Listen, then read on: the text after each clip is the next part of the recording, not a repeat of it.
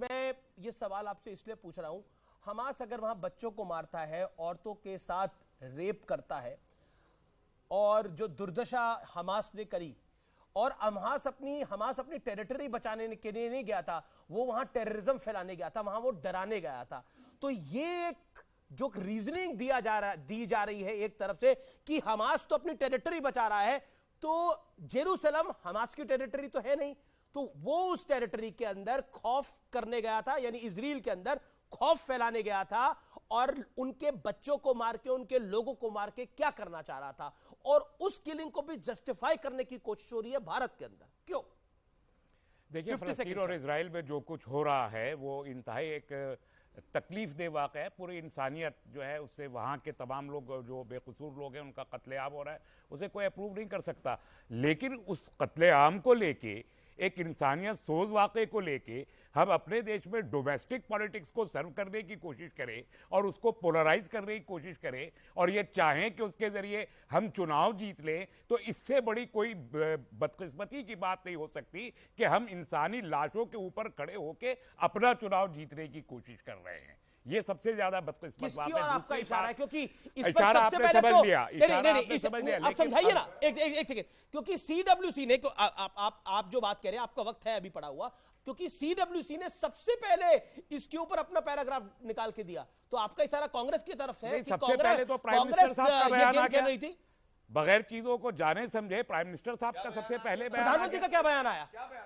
क्या बयान आया? प्राइम मिनिस्टर साहब ने कहा कि वी स्टैंड विद इजराइल, ये बयान आया वजीर आज़म। तो हमास ने क्या किया? 2 दिन के बाद एमईए को ठीक किया, गलत सवाल का उत्तर नहीं देंगे तो लेट हिम कंप्लीट, इनका राइट है बोलना सर, लेट हिम कंप्लीट। हाजिर खान आपकी टर्न नहीं है, लेट हिम कंप्लीट, बोलिए। 2 दिन के बाद एमईए को वो स्टेटमेंट करेक्ट करना पड़ा, तो स्टेटमेंट तो आ गया ना कि आपने कॉन्स्टिट्यूएंसी को एड्रेस कर दिया। हमको मालूम है आरएसएस और बीजेपी का यहाँ पर क्या स्टैंड रहा है इजराइल के बारे में। इजराइल आरएसएस बनी भी नहीं थी, तब से पहले से ये स्टैंड चला आ रहा है, ये इशू चला आ रहा है। आरएसएस बहुत बाद में बनी है, लेकिन आरएसएस का स्टैंड प्रो इजराइल हमेशा रहा है। वो बात प्राइम मिनिस्टर कह रहे हैं। प्रधानमंत्री को अधिकार नहीं है इजराइल के विषय में बोलने का, हाजिर खान को है, विवेक श्रीवास्तव को है, और मौलाना तौकीर रजा को भी है, सीडब्ल्यूसी की मीटिंग को भी अधिकार है, लेकिन देश के प्रधानमंत्री मेजर जनरल रिटायर्ड सबसे पहला अधिकार है। रेडियो पॉइंट आपने 2 मिनट बोला लगभग, मेजर जनरल के सिन्हा पूरा, आप मुझे 2 मरतबा तो रोकते रहे। रोका नहीं, आपको मैंने पूरा मौका दिया। ओके, मेजर जनरल के Sinha, 50 seconds for you, sharp reply.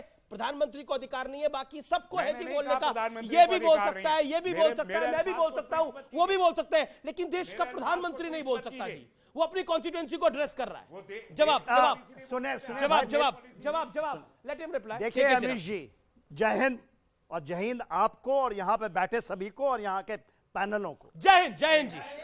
देखिए, एक प्रधानमंत्री जो चुनकर आया है 1.4 करोड़ जनता का, वो आपका एक हेड है, और जब वो लाइन लेता है 1950 ईस्वी में इजराइल को भारत ने मान्यता दी, रिकॉग्नाइज किया।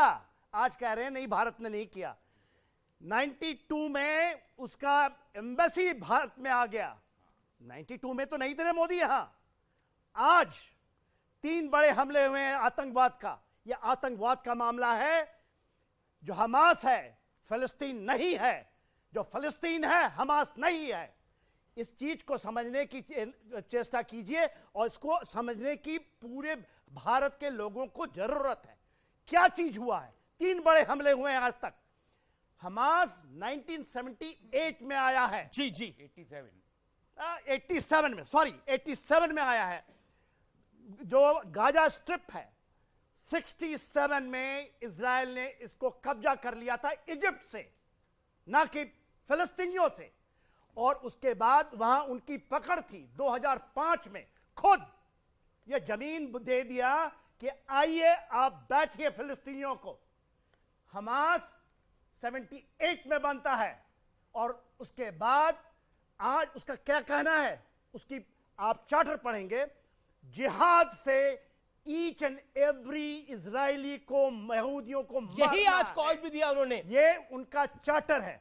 उसको यदि यहां बैठ करके कोई कहता है तो उससे बड़ा मानवता का दुश्मन, और उसने यही किया। आज क्यों मारा उन बच्चों को, क्यों उनके साथ रेप करते हैं? अब आपने अपनी बात को 1.5 मिनट लिखा। मैं हाजिक खान के पास जा रहा हूं, फिर गौरव भाटिया। एक सेकंड मैं आपको मौका दूंगा। हाजिक खान आपके पास 50 सेकंड है। हाजिक खान, आज हमास ने बोला today is the day of rage. Hold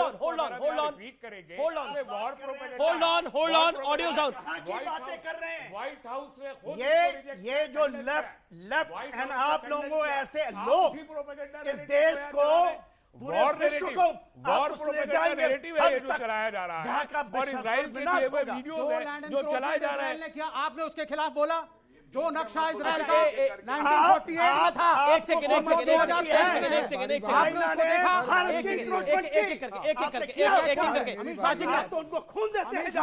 Hazik Khan मैं आपको मौका दूंगा। हाजिक खान बोलने पहले।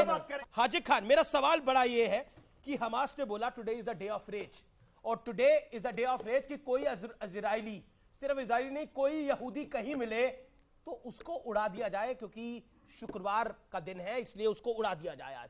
और चाइना के अंदर इजरायली डिप्लोमेट को चाकुओं से गोदा गया। चाइना के अंदर इजरायली डिप्लोमेट को चाकुओं से गोदा गया। क्या आपको लगता है ये इंसानियत की लड़ाई लड़ रहा है हमास? देखिए, किस धर्म के नाम पर, किस मजहब के नाम पर ये खेल कर रहा है वो, और उसका समर्थन करने वाले, क्या आपको लगता है नहीं ये ज्यादा बड़े दोषी हैं पूरी दुनिया में? देखिए महोदय, बात यह है कि सबसे पहले हम ये कहेंगे आपके चैनल के माध्यम से कि फ़लस्तीन और इसराइल में जो लोग मर रहे हैं वो मानवता का कत्ल हो रहा है। चाहे इसराइली लोग मर गए हों 1,500-2 हज़ार या 2-2.5 हज़ार फ़लस्तीनी और हमास के लोग मर रहे, ये मानवता का कत्ल है, ये जंग नहीं है।